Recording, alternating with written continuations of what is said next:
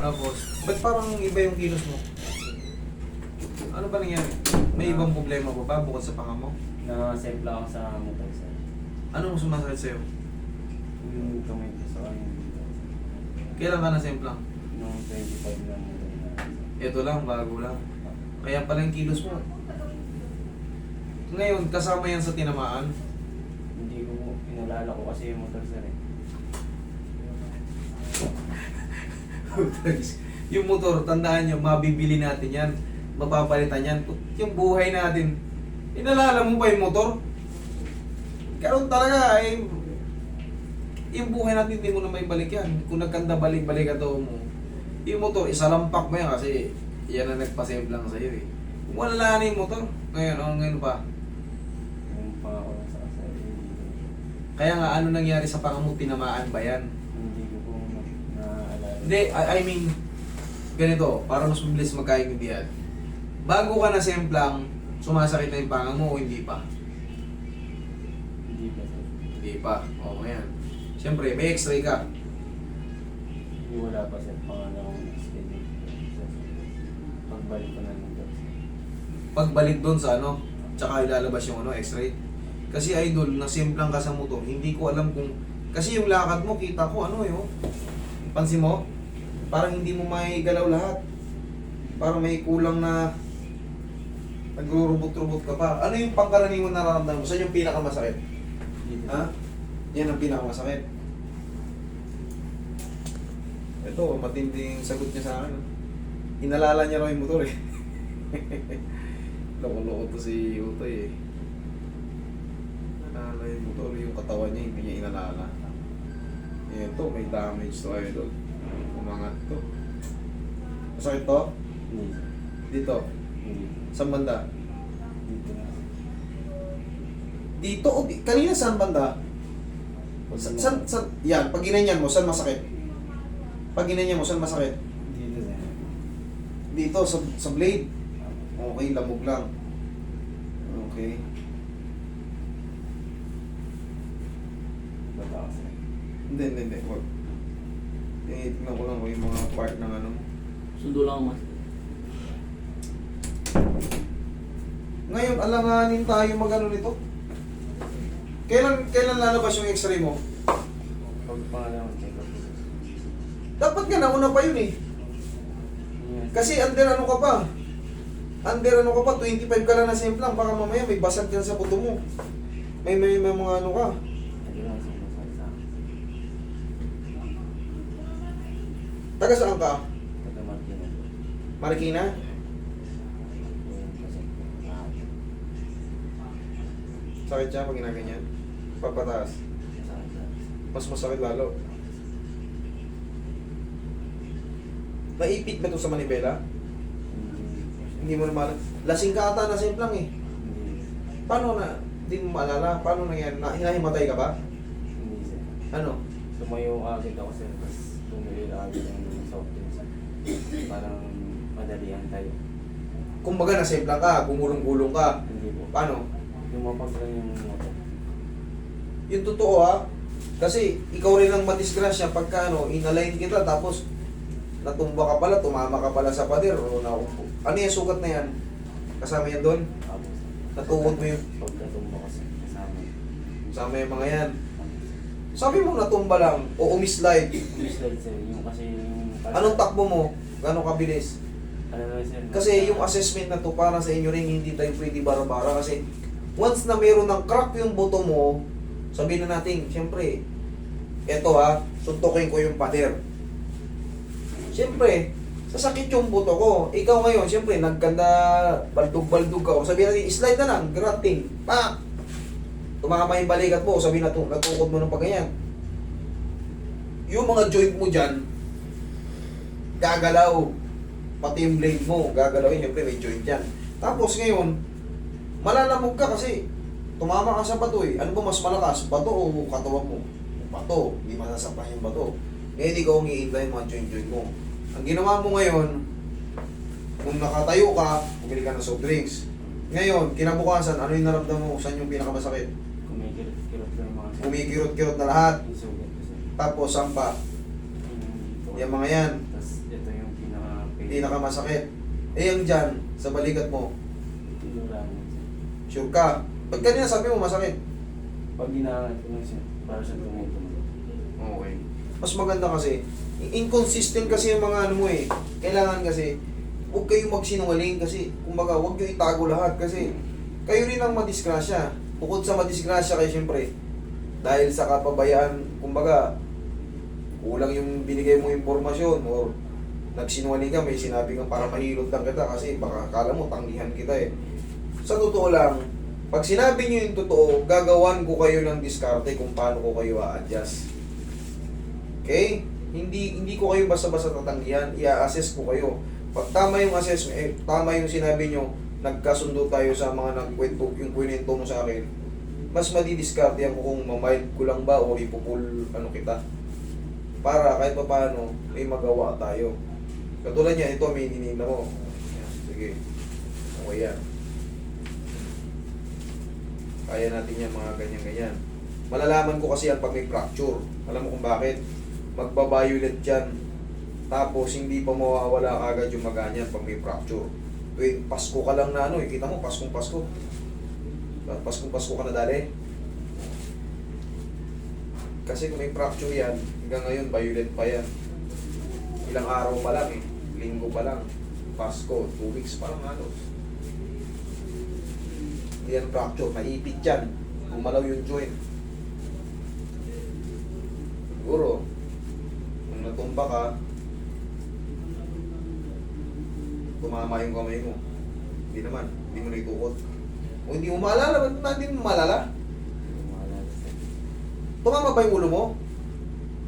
Hindi naman sir. Ba't di mo maalala? Sinalag ko siya na ito eh. Kaya ba't di mo maalala yung mga nangyari sa'yo? Bigla po kasi yung tumayo. Ah, dali-dali kang tumay. Pero hindi ka nakainom. O nakainom ka? Hindi. Hindi ka nakainom. Sa trabaho po. Tak! Pagkatumba mo, semplang na motor, Tayo po. tayo agad. Tapos tinignan ko agad yung mukha. Tignan mo yung motor. Kumbaga yung adrenaline rush mo, iniisip mo kasi baka masugatan yung motor. Wala pa yung katawan mo, kumbaga nakatayo ka. Okay, sige. Gets ko na. Ibig sabihin, hindi ka napuruan. Hindi ka napuruan, yun ang ibig mo sabihin iparating. Kasi, pagka maselan ako dyan sa mga semplang-semplang, kasi hindi lang naman ako yung matidisgrasya eh. Eh paano kung mabali ko lahat ng buto mo? Yung mga nagka-crack dyan. Di ba? Sa tingin mo, hindi mo ko reklamo? Eh, magre-reklamo ka. Dahil ako yung gumalaw sa'yo. Kaya makulit ako sa assessment. Hindi po pwedeng basta-basta tayo mag-ano. Relax lang. Walang sumakit sa leg mo. Dito. Dito lang. Sa spine. Okay, sige. Relax na ha. Tayo.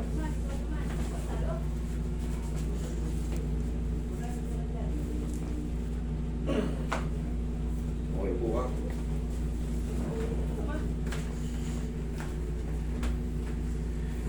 Yung mga lamog-lamog sa mga muscle-muscle mo, pangkaraniwan pa yan, bago ka lang. Pero yung mga ano, sa mga joint-joint mo, unti-unti na mababawasan yan. Hindi ka matagilid. Gilid ka. May sumakit ba sa mga balakang mo? Ganyan. Wala naman. Sige ka. Dito lang sa sentro. Dito. Sige ka dyan. Tumutunog lang sir. Bakit parang ano ka? Delay yung sagot mo. Uminom ka ba? Hindi. Hindi sir, kaagising ko lang sir. Kagigising mo lang. Oo. Diretso po ako dito. Ang delay yung... Si sir eh. Relax lang. Kabilang side.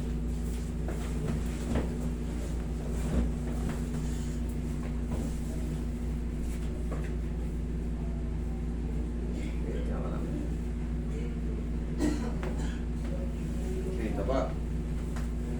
Wait lang ha. Shoot mo yung mukha mo dyan. Ayan. Pagganto.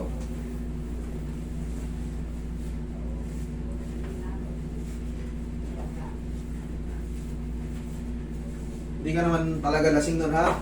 Ako sir. Okay.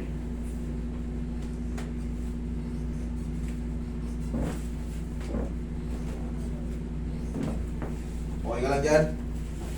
Sige, relax na. Relax na.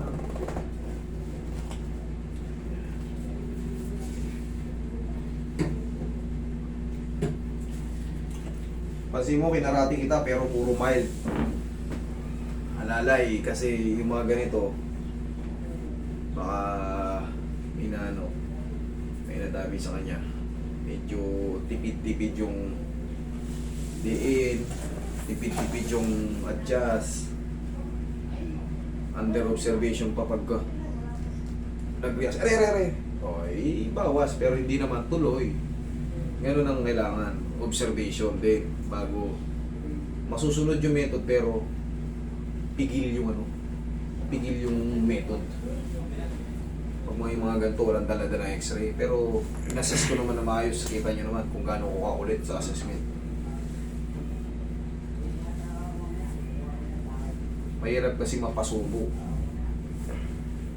Lalo yung iba, gusto, nagmamadali, mahirot kasi nandito na. Magsisinungaling. Nasagasaan pala ng tricycle, napailalim pala sa tricycle. Hindi sasabihin. Para lang mahirot. Nagpa-medical po ako dyan. Problema, wala naman yung medical mo. Upo ka.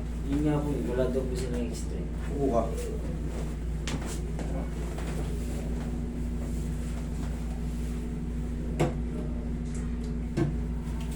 Pag nagpa-medical ka, para may silbi yung medical, kasi pupunta ka ng mga therapist eh. Hindi mo naman dala, anong gagawin sa medical mo? Hindi mo rin naman maikwento kung ano yung result. Di ba?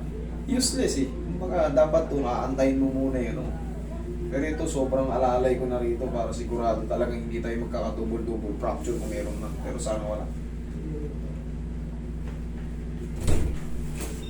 Dito lang. Sige. Oh, eh, meron pa eh. Oh. Wala nga rin na, 20 na pala. Tatlo pa to eh. Ha? Tatlo pa yan? Paalis na sa ano yun eh. Isa na yun, paalis na.